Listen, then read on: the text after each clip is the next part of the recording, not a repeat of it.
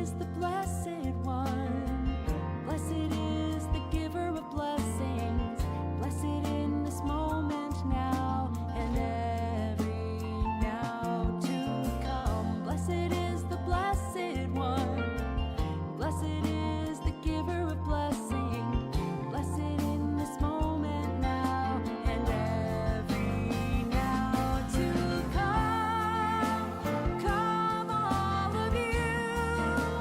Come all of us and bless the one who blesses. Come all of you. Come all of us and bless the one who blesses.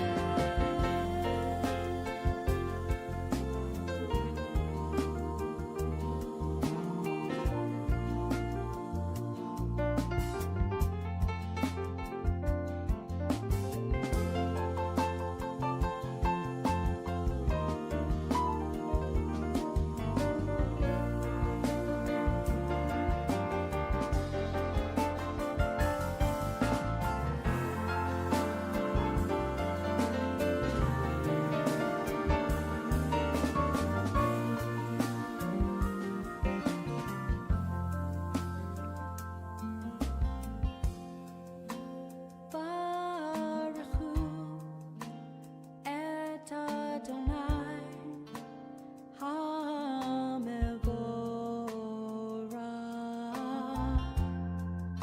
Baruch Adonai HaMevorach le'olam va'ed. Come all of you. Come all of us and bless the one who blesses. Come all of you. Come all of us and bless the one who blesses. Do-do-do,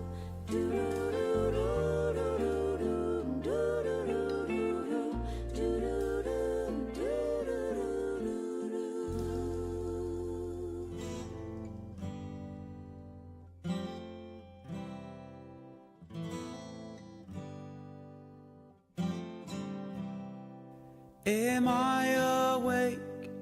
Am I prepared? Are you listening to my prayer? Can you hear my voice? Can you understand? Am I awake? Am I prepared? Ya la la la la, ya la la la la, ya la la la la, ya la la la la, ya la la la la, ya la la la la, ya la la la la, ya la la la la. Am I awake?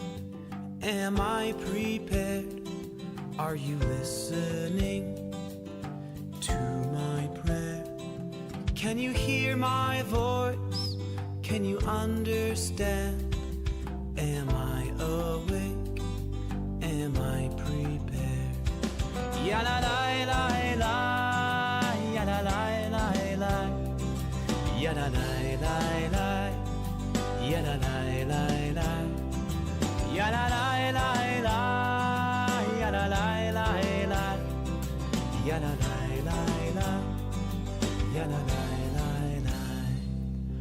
Baruch Hu et Adonai HaMevorach. Baruch Adonai HaMevorach le'olam va'ed, le'olam va'ed. Ya la la la la, ya la la la la, ya la la la la, ya la la la la, ya la la la la, ya la la la la, ya la la la la, ya la la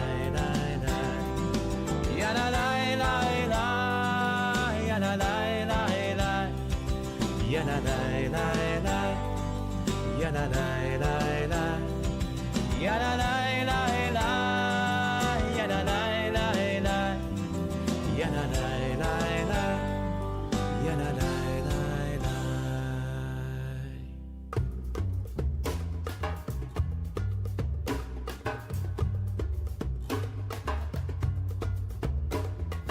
הנה מה טוב ומה נעים שבר אחים גם יחד.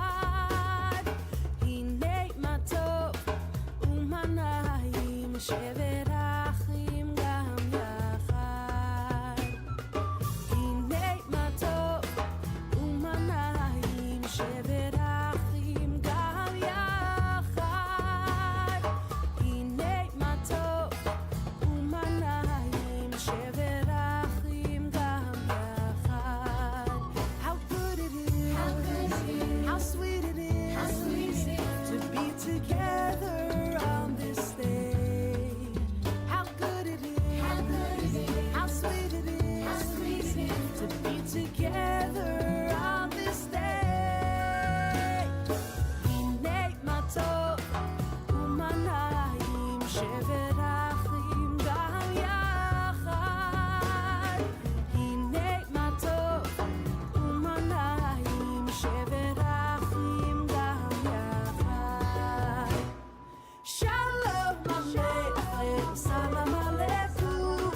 שלום עליכם, סלאם עליכום. שלום עליכם, סלאם עליכום. שלום עליכם, סלאם עליכום.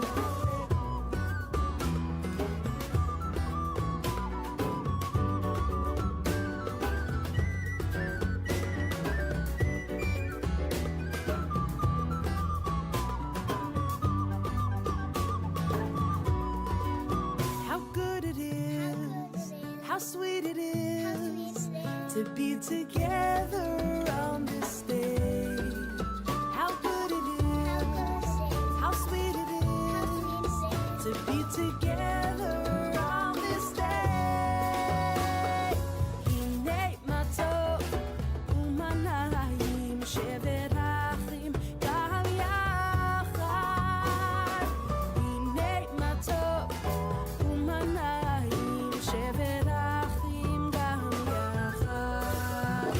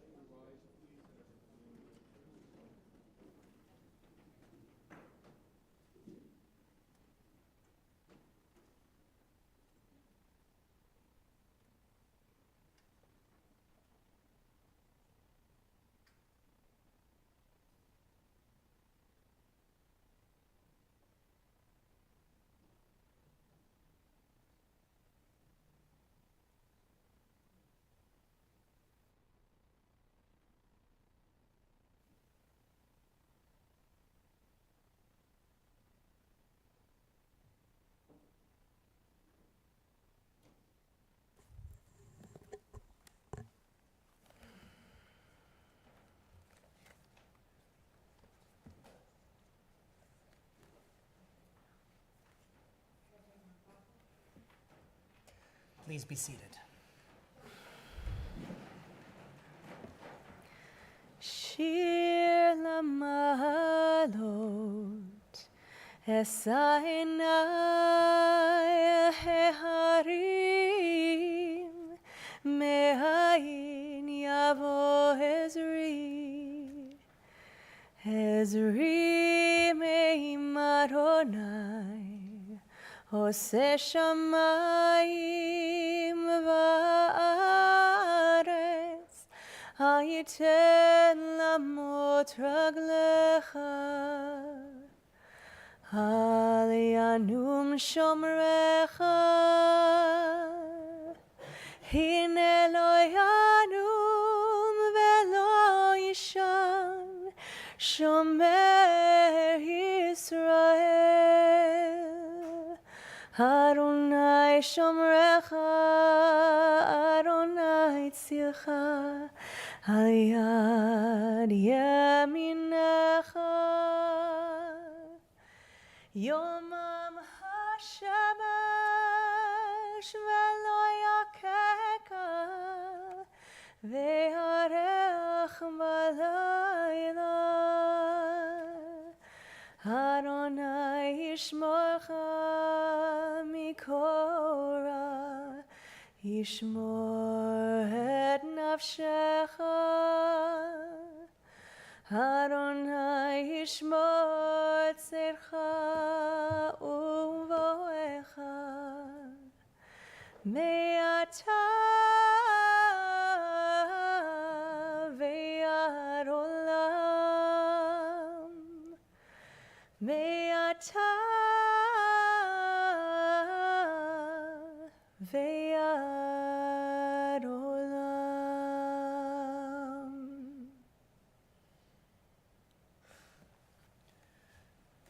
We lift our eyes to the mountains. What is the source of our help?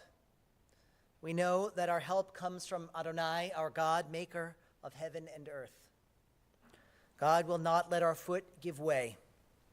Our protector will not slumber, for the protector of Israel neither slumbers nor sleeps. God is our guardian. God is our protection at our right hand, so that the sun shall not strike us by day nor the moon by night. God will guard us from all harm.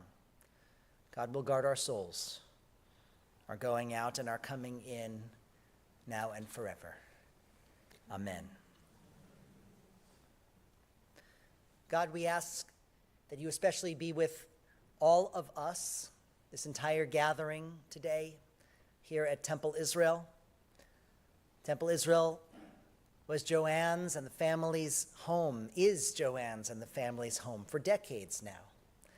And so I, as Senior Rabbi Michael Friedman, and pleased to be joined by our Senior Cantor, Julia Cadrain, we are honored and privileged to lead this service in which we will honor and remember and especially share so much love for Joanne Ravich, who was wife of George, mother of Erica and Amanda and Nick, and grandmother of Maeve and Mila, Savannah and Summer, and daughter of Rosalind. God, we especially ask that you be close to this grieving family here in our front row. For death has taken their beloved wife and mother and daughter and grandmother and mother-in-law. And so their world is a bit darker. We sense their silence. We see their tears. We know that they are lonely and lost in lamentation. And thus, we are grateful, O God, for this really wonderful showing of family and friends.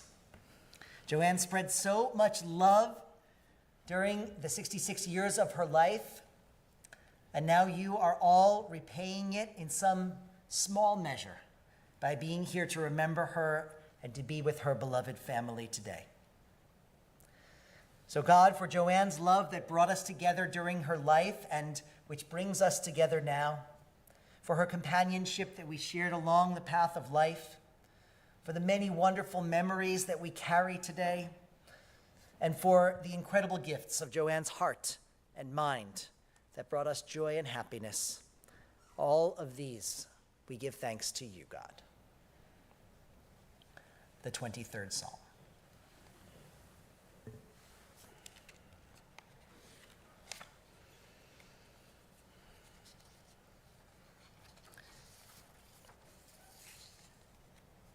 The 23rd Psalm is King David's vision of a perfect life, a life of ease and comfort and fulfillment and peace. And it has comforted us and our people for many generations at times such as this.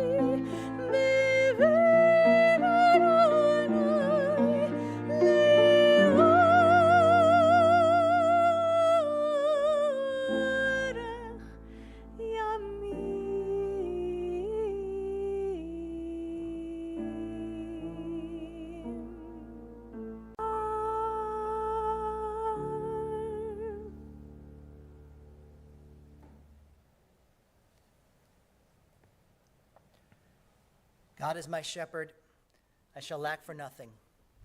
God helps me lie down in green pastures, leads me beside still waters, and restores my soul. You lead me in the right paths for the sake of your name. And even when I walk through the valley of the shadow of death, I shall fear no evil, for you, God, are with me. Your rod and your staff, they comfort me.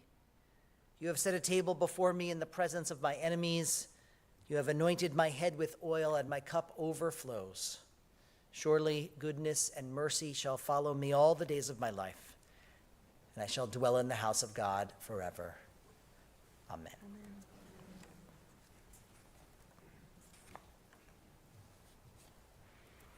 There was a man who lived in Jerusalem more than 2,000 years ago, and in his time on earth, he saw all of the vagaries of life, and he put them into words.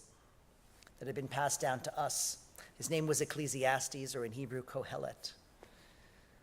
L'chol zman va'et, l'chol chefetz tachat hashamayim, et laledet ve'et lamut, et latat ve'et lakor natua, et lifrotz ve'et livnot, et livkot ve'et lischok, et spod ve'et rokod. For every single thing, there's a season.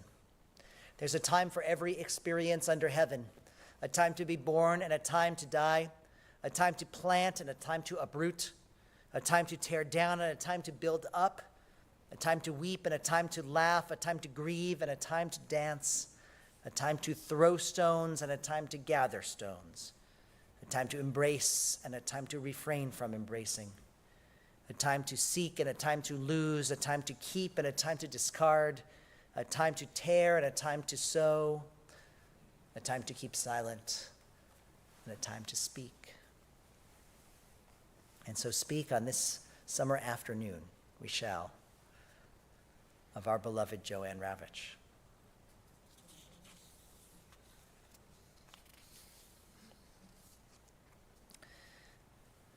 Joanne was born in Queens in 1959 to Martin of blessed memory and to Rosalind, who gratefully is here with us in the front row. She grew up in Howard Beach and attended John Adams High School, and there developed a strong core of lifelong friends. If you're part of that Howard Beach Sisters crew, can you raise your hand? That's great. I had a sense it was you guys in second row. And then Joanne graduated from the University of Buffalo with a degree in business. She started business school at NYU in the fall of 1980, and it was there at NYU, right after Dr. Gargano's statistics class, I'm told, that George noticed Joanne while they were both waiting for the elevator. She was gorgeous, he said. And he asked her out at the start of the next semester. Their first date was lunch at Serendipity, and their first kiss was in front of the employee entrance to Macy's, where George was employed at the time. George cooked for her on their third date, and soon they were together forever. They graduated in 1982, got engaged, moved in together, and were married in 1983. Joanne and George celebrated 42 strong years of marriage, balancing and complementing one another, building a wonderful family, cementing dear friendships, and making so very many memories. Joanne first worked for American Express, and then when she and George moved to Hartford, she worked for a bank there. They lived in Hartford for 3 years and made a number of longtime friends there as well. If you're part of the Hartford crew, yeah, great. Erica was born there in Hartford in 1986, and then the family moved to Norwalk a couple of years later, where Amanda was born. And then the family settled in Wilton in 1991. Joanne devoted herself to her girls. She was very involved with their school leadership and with Jewish organizations such as Hadassah and Ort. Joanne always looked great. You all know that. From that very first day when George noticed her, all the way to the end. And she also made sure that everyone in her family looked good, too. Joanne was a fierce advocate for the well-being of everyone in her circle. She was a fierce advocate for herself, too, in fighting cancer each step of the way. And she would fearlessly confront anyone who threatened to stop her, from a customer service representative to the very most experienced physician. She was bold and she was fearless. Joanne truly loved being Jewish. She loved Temple Israel, and she loved this sanctuary. I always appreciated her enthusiastic greetings in our conversations, whether they were in person or over the phone, or after a high holiday service. And Amanda remembered how her mom basically forced her to participate in our confirmation class, but then she discovered that she really loved it. Joanne was thoughtful. She took care to inquire about each person, to understand their needs, and shared of herself as well. And in return, those around her were equally thoughtful for her. For example, George arranged a day for her Howard Beach sisters to come and see her and to enjoy a final day together before she passed. As we know, Joanne fought cancer multiple times. She handled repeated bad news with poise and equanimity, always maintaining a positive attitude. I remember when she called me to share the news that there was nothing more to be done for her cancer. She desperately wanted to share more of her daughter's and granddaughter's life. There's no question about that. But she also understood that she had done the best she possibly could with the time she was given. And that should inspire each of us. I'm pleased to welcome Cindy Gallant to the Bema.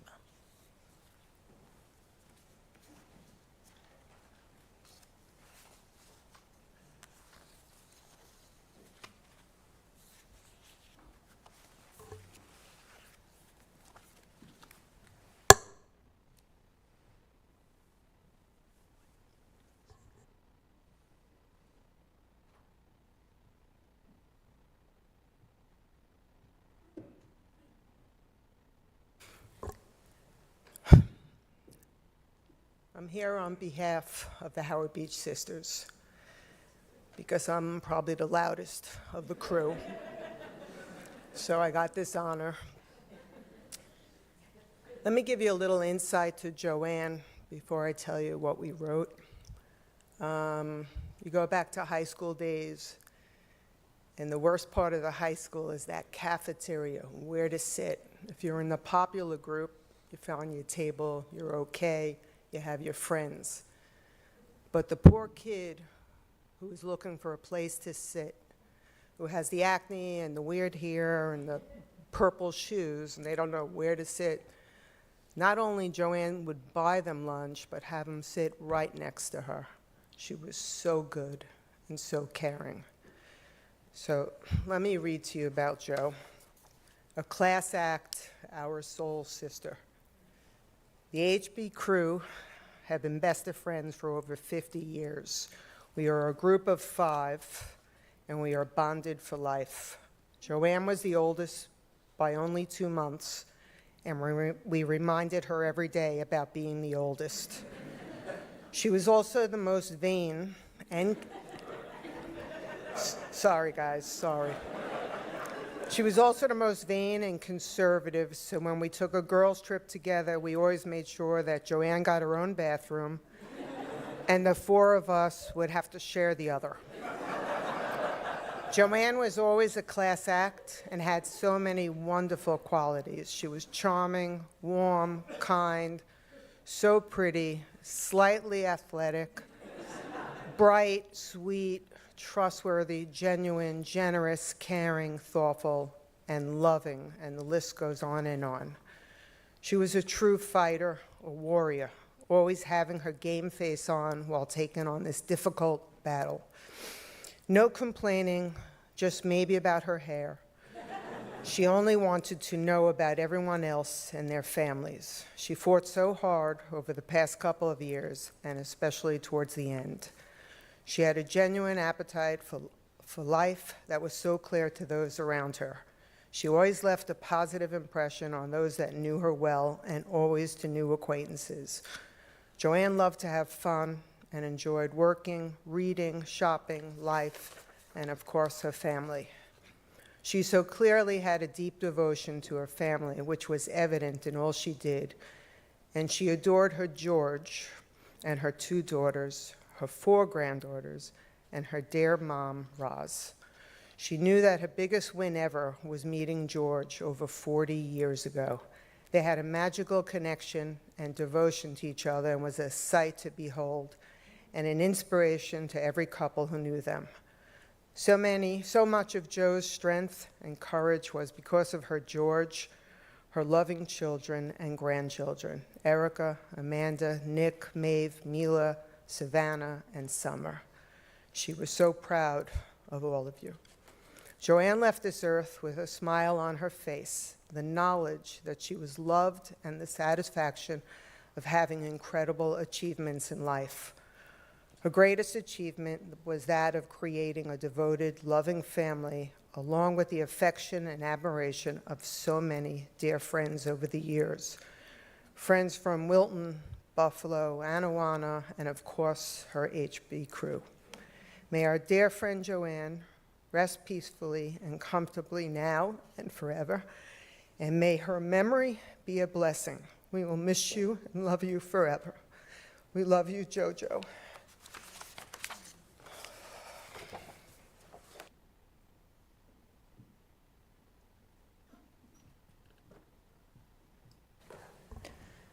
We invite Erica to the bima.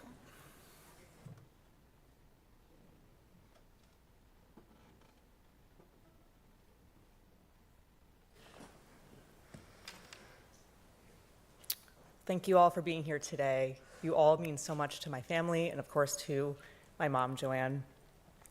We've actually celebrated many joyful occasions on this very bima, including Amanda's and my bat mitzvah. And my parents actually made a video of my bat mitzvah afterwards. And I mention this because they chose a song that's very meaningful to my mom.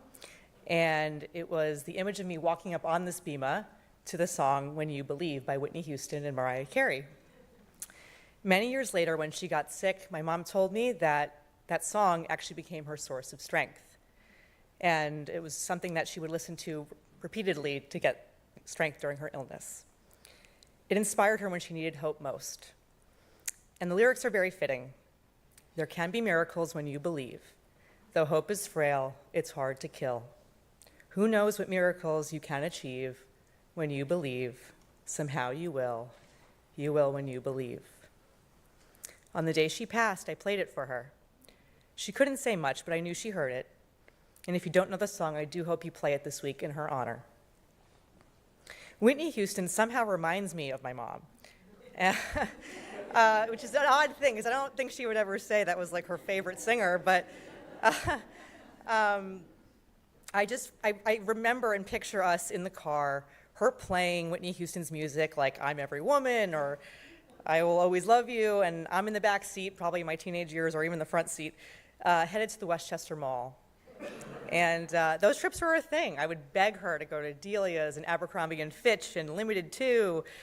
And it was actually funny. I was sitting in our house a lot the last week, and I was with Savannah, my niece, Amanda's daughter, and we were looking at old photos, and this Polaroid in a Abercrombie and Fitch paper frame fell out, and it was me with two very buff, shirtless retail men. When I'm like 14 in between them, like this. And I'm like, how did they let me do that? Okay. But it was just funny, and it just made me laugh and made me think about all the fun times that we had together. And of course, we'd always stop at Bloomingdale's either before or after the mall, depending on the sales. She was definitely their number one customer, and I'm very afraid for their sales coming up here, so we'll see. But shopping wasn't about excess for her. It was about feeling good in your skin. She believed in looking your best, not out of vanity, sometimes, but as a reflection of self-respect. And she tried to pass that on to Amanda and I.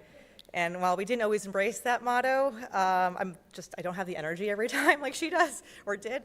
But I do understand what she means, and you certainly do feel your best when you look your best. I get it.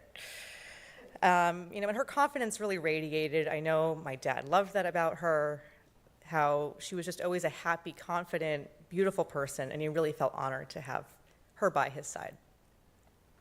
What I'll carry with me more than anything, though, is how giving she was. Not just in gifts. She'd always bring a little book or a toy or an outfit for my kids, and that was her way of showing love. And yes, it might have spoiled them a little bit, but I did let her, and life is short, and for her, obviously, far too short. But she was the most giving in time and her actual presence. She was endlessly thoughtful. She could spend hours on the phone with me talking through anything and everything. And while by the third call of the day, I sometimes wondered, what else was there to talk about? Are we going to just do a play-by-play? What are we doing? But over the past few years, I really began to realize that those calls wouldn't last forever. So I took them, every time as much as I could. And every time I saw the word mom pop up on my phone, I knew how lucky I was. She was the one who taught me how to love talking on the phone, so much so I made a career out of it in executive search. All I do is talk to people all day long on the phone now. So that's my job now, and she taught me that, so thank you. And she never forgot a family or a friend's anniversary or special occasion. She would always be reminding Amanda and I to reach out. She always gave us a little nudge. And that kind of thoughtfulness really shaped who we are. And I am going to warn all the family members in this room that now that she's not here, I need to set some reminders. So apologies if I missed anything in the first year. But she was truly the best mom, the best grandma, the best daughter, the best wife, the best friend. She thought of everything, and sometimes to a fault, but it was because she lived for us, for her girls, for her grandchildren, for her people. She told me many times that the hardest part of her illness was the thought of not being able to see her grandkids grow up, and that truly breaks me too. But I do like to picture her now as her best self in heaven world, getting her nails done, her hair done, shopping, making friends, going to her happy place, the beach, whether that be at Campo Beach in Westport or 7 Mile Beach in the Cayman Islands, watching over us, proud of what she's built and how deeply she loved. My mom was a fighter, a survivor. She never settled for less than the best for herself and for those that she loved. She was the one you wanted in your corner. She was loyal, fierce, protective, the biggest cheerleader and the strongest advocate. I'm so grateful for the time that I had with her. Even though it wasn't enough, it was everything. And I'll do everything I can to carry on her legacy, her confidence, her humor, her thoughtfulness, and her love. She believed in me when I didn't believe in myself. And going forward, in the moments that I need her most, I'll fill in the blanks and hear her voice reminding me of my worth. She should be so proud of her fight. She faced the unimaginable with courage and dignity, and she made every day count. She built this family with love and devotion. And now that I'm a mom too, I look back in awe of her patience, her resilience, and her ability to keep showing up. She gave her heart and soul to all of us. And on her final day, she gave me one last gift. She found the strength to say, I love you too, and I'll never forget that. I love you, Mom, and I'll carry your light with me always.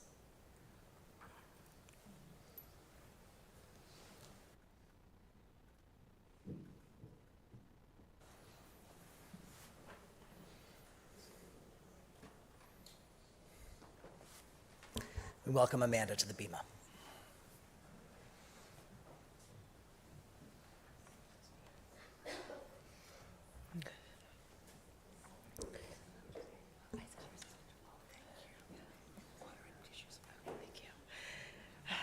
Thank you all so much for being here.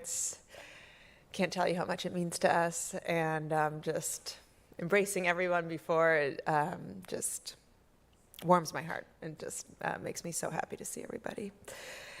My mom always wanted to be in the know. She called me often, and as all my friends here can attest, I would need to say goodbye literally 10 or 20 times before we actually hung up. She just wanted to know every detail. So I figured it was only right to let her hear her eulogy before anybody else. A few months ago, before she passed, I shared a letter with her. Today, I want to read that same letter to you. Mom, there is so much that I love and appreciate about you. I wrote down some of the things that mean the most to me, and I'm sharing this letter now to make sure you know just how much you are admired and cared for. First, I admire your determination, your courage, your fight.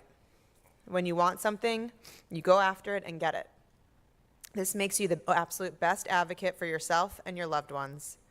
Some examples that come to mind: getting the best table at a restaurant or a room at a hotel. I've learned it is generally well worth waiting for you to do your thing when we get somewhere. Getting the best price at the car dealership. I love hearing Dad brag about how you take down the unsuspecting car salesman in negotiations. Getting me into the best 4th grade class. Who knows where I'd be if I didn't get transferred to Mrs. Schechter's class.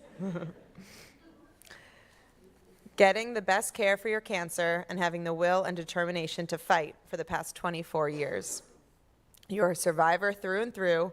You've had the will to push for 24 years so far. The road has been treacherous, but I am so grateful for your will to survive. I don't know what I would have done without you by my side through my teenage years, to walk me down the aisle, to welcome home Savannah in summer. Thank you for having the courage to fight. Thank you for being here for us. Second, I love your enthusiasm and positive outlook in life despite everything you have been through. You have this unique, energetic nature that gives you a magnetic personality. Whatever I'm excited about, you get excited about. I was so ecstatic about going to the Taylor Swift concert last year. You're the only person I could call who could get equally giddy with me. I just get to gush. I love this so much about you. I'll also always remember FaceTiming with you at 2 a.m. after Summer was born. Of course, you waited up all night from afar and wanted to hear every detail the moment I could call you. This makes me feel supported, cared for, and loved. And I've tried to bring that same positive and celebratory nature into my own family. Finally, you put family above all. You've always wanted the best for me and Erica, and you've done everything in your power to give us a beautiful life. Most of all, you instilled great values in us. You gave us confidence. You taught us to love and respect ourselves. You taught us to be kind to others. You taught us to fight for what we believe in. You taught us to look at the glass half full.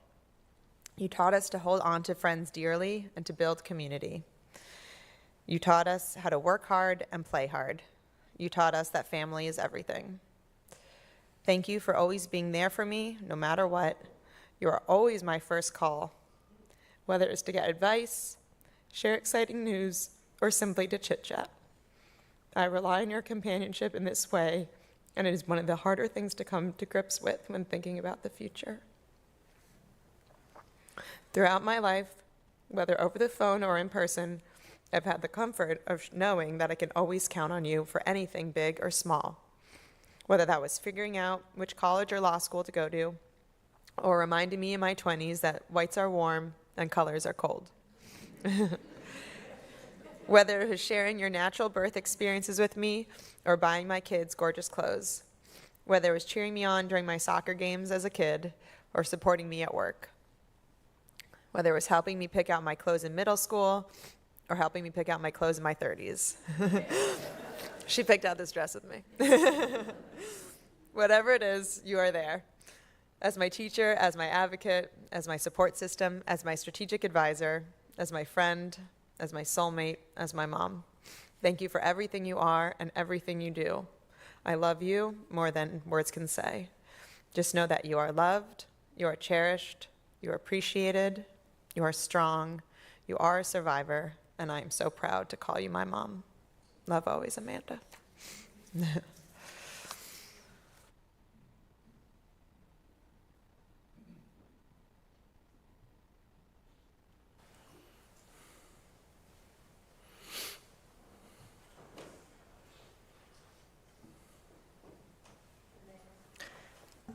And finally, we welcome George to the bima.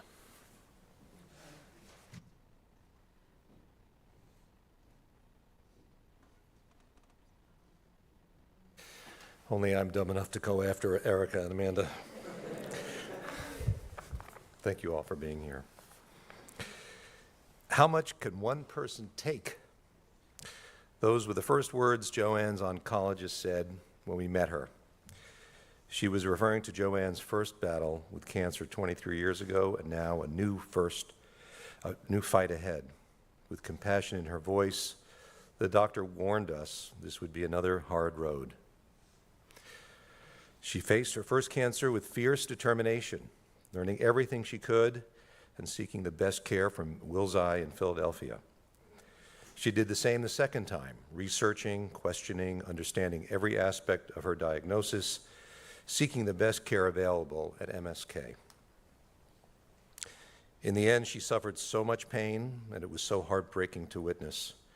Yet through it all, she stayed strong. She never gave up hope, battled bravely. She remained optimistic until she simply couldn't anymore. She approached every challenge, big and small, in her own way. She was a tough cookie, someone who aimed to get the best out of life for herself and her family. So many times she seemed unstoppable. Countless stories and examples capture her spirit, and I'd like to share a few with you. She loved Lexus. We probably leased 7 or 8 of them. And every 3 years, it was the same routine. Pick the car, choose the options, talk the price. But the best part was the final negotiation with the sales manager. I made it a rule to just sit back, keep my mouth shut, and smile, letting Joanne work her magic. Joanne would then methodically negotiate every line item in the contract, saving $2 a month here, $10 a month there. By the end, the sales manager never stood a chance. Joanne outmaneuvered and outnegotiated every single one of them. She saved us a lot of money and got us a fantastic deal. I'm not joking. Several times, the sales manager even asked if she would come work for them. But it wasn't just car deals. When our girls were in school, Joanne made sure that they had the best teacher. Somehow she'd get the inside scoop on who the best teachers were, and then made a few polite but persistent calls to the principal. I was always worried that it might backfire, but somehow it worked. She charmed them and then gained their respect because they knew Joanne wasn't just a parent, she was an advocate. Thanks to her, Erica and Amanda received the best education Wilton schools offered. She made sure of that. I have one more story to share. About 7 years ago, I had a life-threatening pulmonary embolism. I drove myself to the hospital that morning because I didn't want to wait for Joanne to get ready.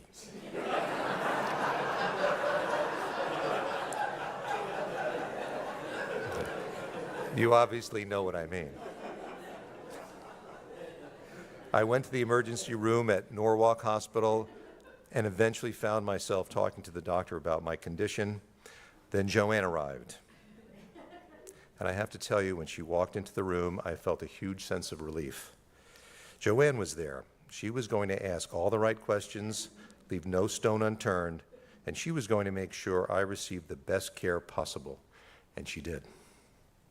Without question, Joanne was the best advocate you could have. This was Joanne's way. She would never back down. She was never intimidated. She unapologetically wanted the best for herself, her family, and her friends. But of course, there's so much more to Joanne, many more things. More than anything, she is defined by love. Her relationships were everything. She loved her family in every way. She gave everything to us. She wanted to know every detail of every day so she could provide her wanted and sometimes unwanted advice. She talked to her mom, Roz, every morning and every night. Roz often said how lucky she was to have such a caring daughter who constantly offered a better way to do just about everything. Joanne and I often talked about how proud we are of Erica and Amanda, strong, smart, compassionate women. All the effort, all the energy raising them was the best thing we ever did. And then the grandchildren. Joanne FaceTimed them every day. From her second floor bedroom, I could hear the conversation in my basement office. Their voices filled the house and filled her heart. Then there's me. I still remember the day we met, waiting for the elevator after Dr. Gargano's statistics class in business school. She was wearing Jordache jeans, and she looked absolutely stunning. I fell in love right there and then, and that spark never faded. To this day, I'd be cooking dinner, hearing her car in the driveway, and feeling the rush of excitement.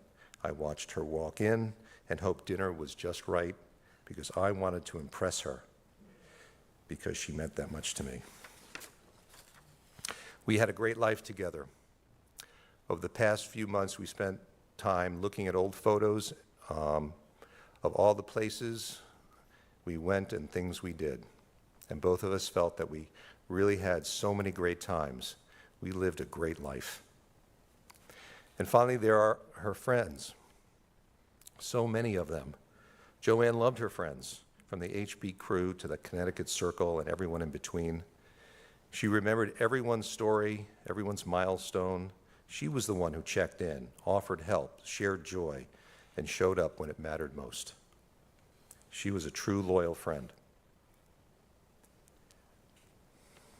Finally, on behalf of Joanne and me, I'd like to thank all of you for your generous love and support. You gave her strength, you eased her pain, you helped her carry on.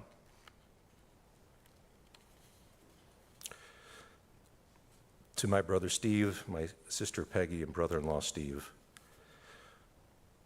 words cannot express the gratitude Joanne and I have for all the time you spent with us, helping us navigate a complex disease and its treatments. We are forever grateful. Your time, your care, your presence made all the difference. How do you measure a life? As the song goes, you measure it in love, both the amount given and the amount received. Joanne left us way too early and suffered way too much, but her life was meaningful to the people she loved and who loved her in return.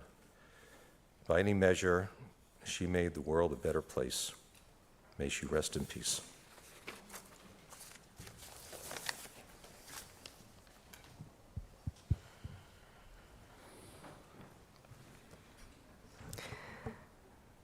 This was a special request.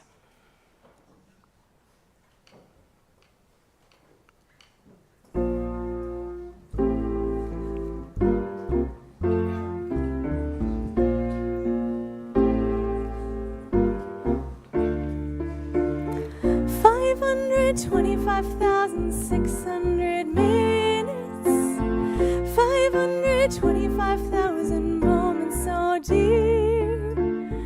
525,600 minutes. How do you measure a year? In daylights, in sunsets, in midnights, in cups of coffee, in inches, in miles, in laughter, in strife. And 525,600 minutes. How do you measure a year?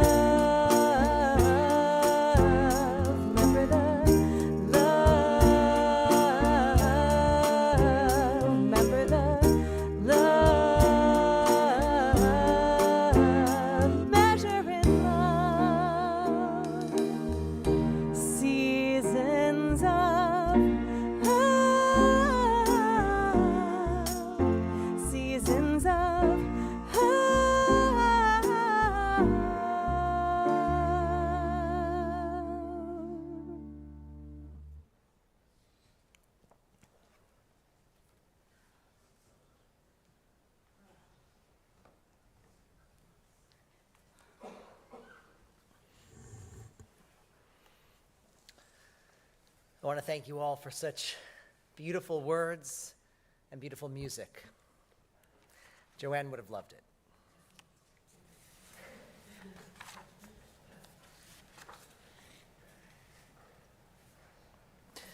A few notes and announcements before we move toward the conclusion of our service here. At the conclusion of this service, we'll proceed to the burial, which will be at Temple Israel's cemetery at 225 Richards Avenue in Norwalk. Anyone who wishes is welcome to join us there. You can either follow in the procession or make it over there on your way. If you haven't been to Temple Israel's cemetery before, I would just let you know that you turn in and you drive through the first cemetery. There's a brief wooded area, and then our cemetery begins in the back. So drive all the way till you can't drive anymore. That's when you'll know you're in our cemetery. And then following the burial, Shiva will be observed at the Ravich family home in Wilton this evening until 8 p.m. There will be a minyan around 7 p.m. Shiva will continue tomorrow, Friday, from 1 to 4 p.m., and then Sunday, also 1 to 4 p.m., with a minyan at 2 p.m. And anyone wishing to make a tzedakah donation, a charitable gift in memory of Joanne, is invited to direct their generosity to Memorial Sloan Kettering to support uterine cancer research. I invite all to please rise.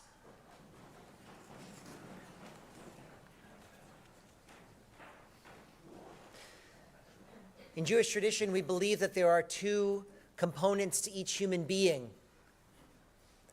There is our body, which is born and grows and matures and then may contract a disease several times, and eventually is no longer able to function. Joanne's body, of course, lies here in this casket, but far more important than her body is her soul. All of those wonderful qualities that made Joanne the incredible human being that she was, and that were tested to here on this bima. Her soul is not in this box. Her soul cannot be contained in any box. Her soul, as we say metaphorically, is on its way to dwell with God. And so, with these words of El Malei Rachamim, we ask God to take extra special loving care of Joanne Ravich, known in our tradition as Shena Leah Bat Yerachmiel Mordechai V'Raela. El Malei Rachamim, Shochein Bamromim, Hamsei Menucha Nechona Tachat Kanfei Hashchina, Im Kedoshim Uteharim, Kezohar Harakim Mazirim, Et Nishmat Shena Leah Bat Yerachmiel Mordechai V'Raela Shehalcha Leolama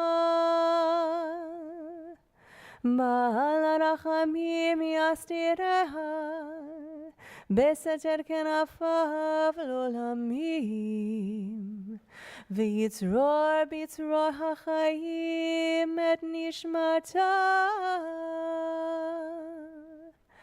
Adonai hu nachalata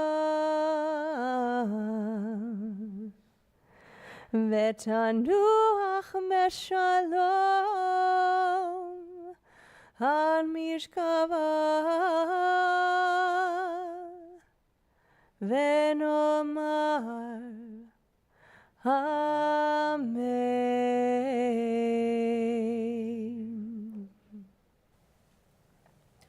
Compassionate God, eternal Spirit of the universe, we ask that you grant perfect rest in your sheltering presence to Joanne Ravich, our wife and mother and daughter and grandmother and friend, who has now entered eternity.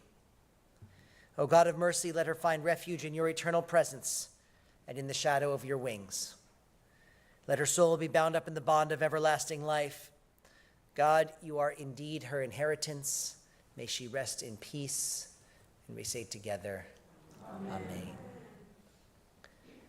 I now invite the pallbearers, Stephen Ravich, Stephen and Peggy Zamor, and Nick Greenfield to align themselves in the central aisle so that you can help escort the casket out of the sanctuary.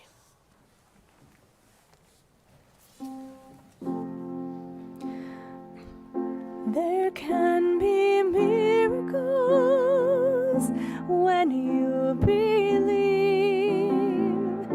The hope is frail, it's hard to kill. Who knows what miracles you can achieve when you believe somehow you will when you believe. In this time of fear, when prayer so often proved in vain, hope seemed like the summer birds too swiftly flown away. Yet now I'm standing here with heart so full I can't explain, seeking faith and speaking words I never thought I'd say.